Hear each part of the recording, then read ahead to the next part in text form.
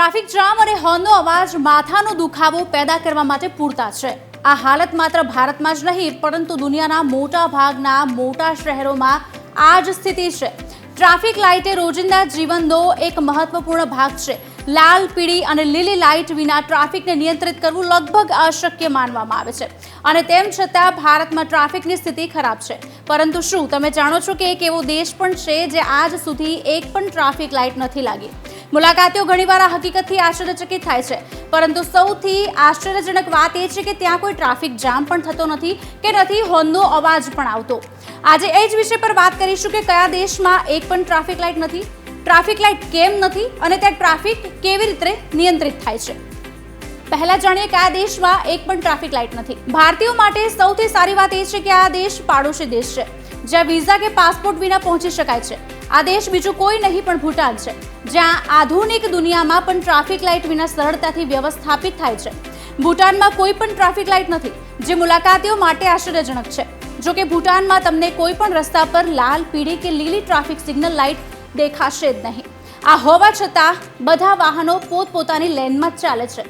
લોકોમાં એટલી ઉચ્ચ સ્વશિસ્ત અને સંયમ છે કે વાહન ચલાવતી વખતે તમને ભાગ્યે જ હોર્નનો અવાજ સાંભળવા મળશે। હવે એ જાણીએ કે ટ્રાફિક લાઇટ કેમ નથી। ભૂટાનમાં ટ્રાફિક લાઇટનો અભાવ એ ઇરાદાપૂર્વકનો નિર્ણય છે। 1995માં રાજધાની થિમ્ફુમાં ટ્રાફિક લાઇટ લગાવવામાં આવી હતી, પરંતુ લોકોને તે ગમતી ન હતી। લોકોને લાગ્યું કે તે માનવ સંપર્કને ખલેલ પહોંચાડે છે અને તેઓ તેમની સંસ્કૃતિ અને શહેરની શાંતિ વિશે પણ ચિંતિત હતા। થોડા સમય પછી તે દૂર કરવામાં આવી અને ત્યારબાદ ટ્રાફિક લાઇટ લગાવવાનો કોઈ વધુ પ્રયાસ પણ કરવામાં આવ્યો ન હતો। હવે એ જાણીએ કે ટ્રાફિક કેવી રીતે નિયંત્રિત થાય છે।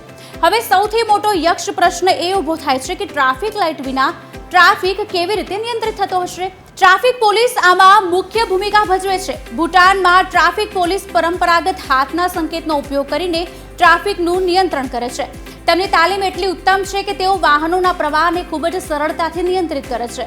ભૂટાનમાં આ પોલીસ કર્મીઓ માટે ખાસ બૂથ પણ બનાવવામાં આવ્યા છે, જે શહેરની સુંદરતામાં વધારો કરે છે। જ્યારે ટ્રાફિક જામ હોય ત્યારે લોકો સામાન્ય રીતે એકબીજા સાથે લડવાનું શરૂ કરે છે, ત્યારે ભૂટાનમાં સ્થિતિ અલગ છે। લોકો ખૂબ જ ધીરજથી રસ્તા ઉપર વાહન ચલાવે છે। આ ઉપરાંત ત્યાંના લોકો ગતિ મર્યાદાનું પણ ખાસ ધ્યાન રાખે છે। પહાડી રસ્તા પર લોકો ફક્ત 20થી 40ની ઝડપે વાહન ચલાવે છે।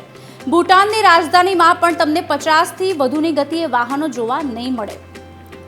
આવી જ વધુ રોચક વાતો માટે ચેનલને સબસ્ક્રાઇબ કરીને બેલ આઇકન જરૂરથી પ્રેસ કરજો, જેથી આવા જ વિડીયો તમારા સુધી પહોંચતા રહે।